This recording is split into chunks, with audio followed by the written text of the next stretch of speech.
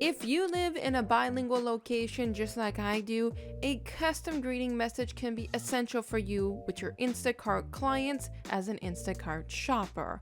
So in this video, I'm going to teach you exactly how you can do your custom Instacart greeting message, and we're going to get started right now.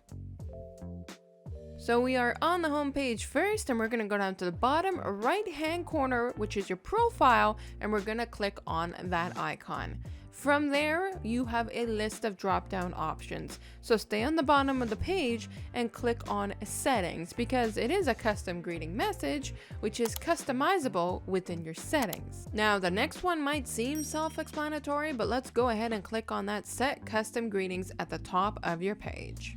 What's pretty cool with Instacart is they allow you, in my case scenario, to choose an English message, or I can go ahead and toggle to French and put a manual French message for my client.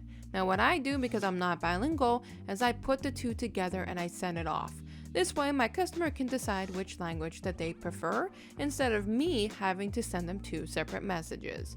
And then what you're going to do is you're going to go ahead and click on save in that green button on the bottom of your page, and then we are ready to go.